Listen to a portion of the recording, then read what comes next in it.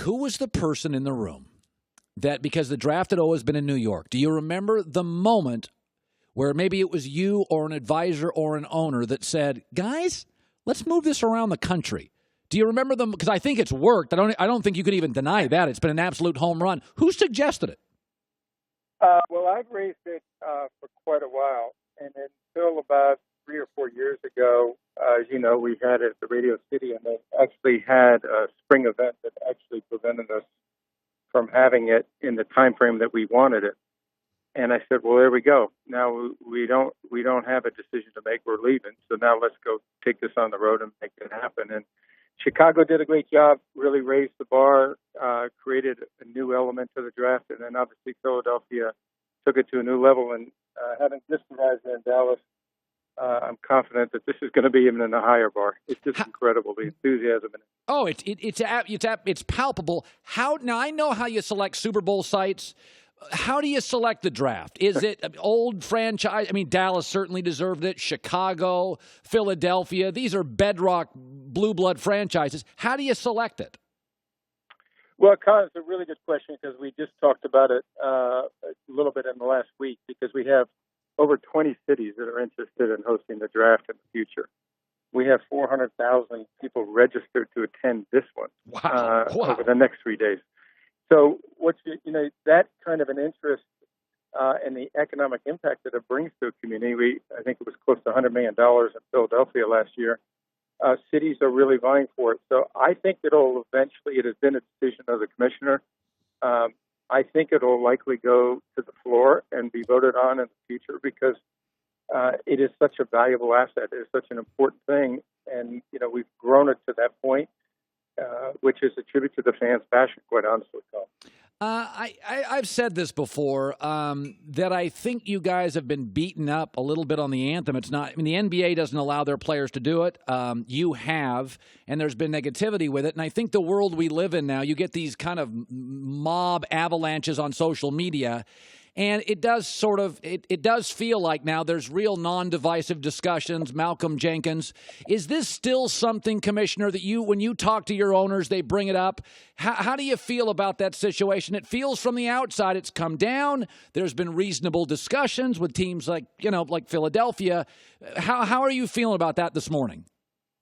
Well, Colin, I think the real thing that we all were anxious to do last year between the players and the owners is truly listen to each other and understand one another, even if we may not agree, and try to get to a better place. And I think that was, a precedented dialogue between the owners and the players in the league last year.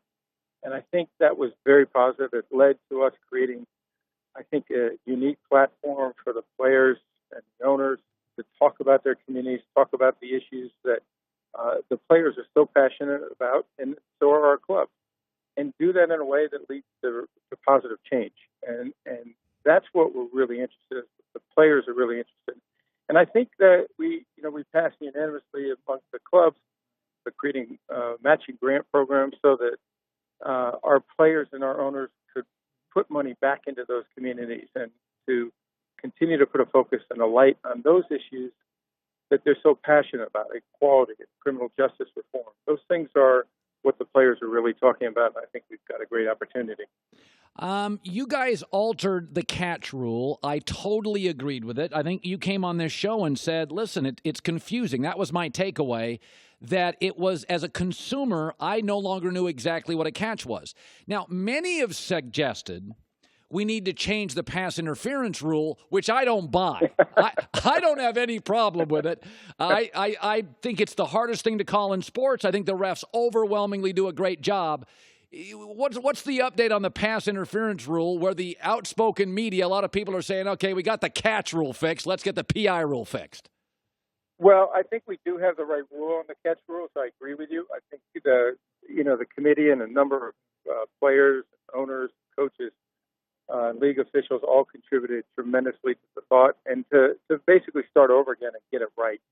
And, we still have to do that. We still, we think that we have the right rule. We believe that we do. And now we have to execute. And that includes the officials on the field. It includes replay. And it includes, obviously, the coaching and the players.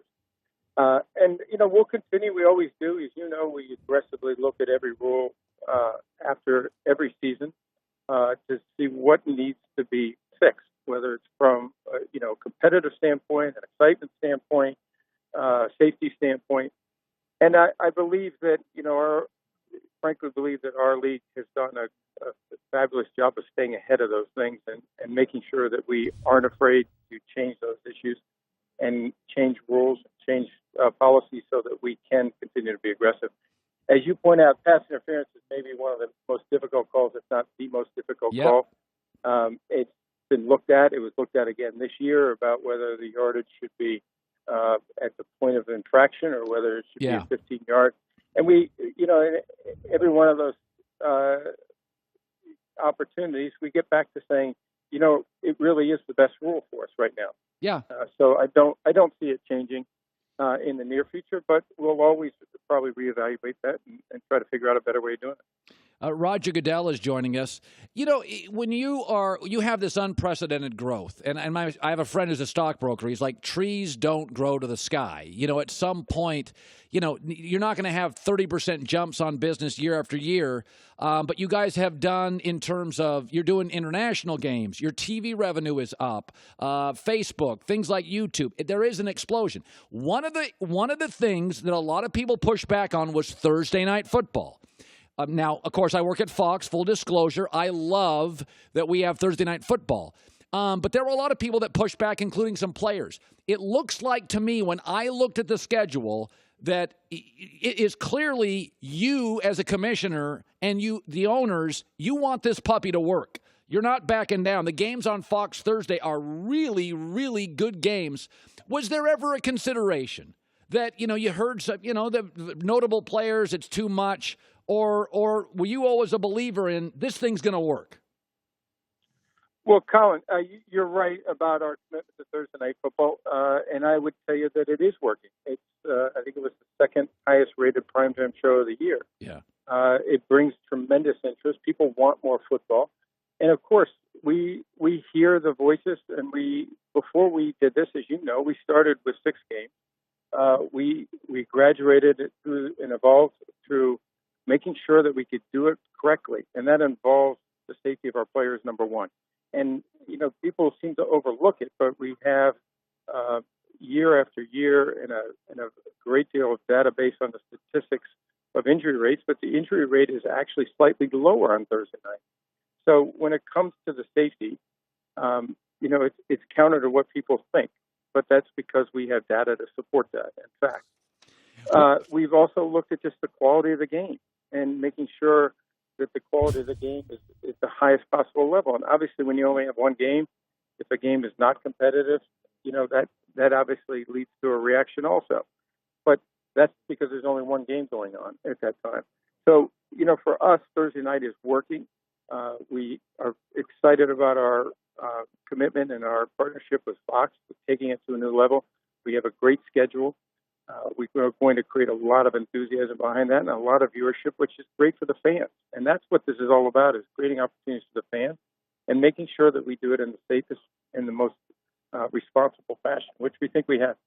By the way, one of my dreams as a sportscaster, I've been doing long enough that I've done most of the things I want to. I'm going to be, for the first time in my life, I'm going to be in a war room. I'm going to be in the LA Chargers war room tomorrow. They've allowed me in. I don't think I've been this excited in my career. I cannot wait. Just don't make a pick, okay, Colin? Listen, I am going to shout things. I hope they're ready for me, Commissioner, because I've got suggestions for every pick in the first round. So it's great. Great hearing from you, Commish. It's great to hear from you, and have a great few days. It's going to be exciting. I think this is going to be, it's unprecedented with the coverage and the interest this year, and it's going to be an exciting few days for the NFL. No question. Thanks for watching. Subscribe here to get the latest from the show. Also, be sure to check out more of the best clips from The Herd or go watch a few segments from our other shows on FS1.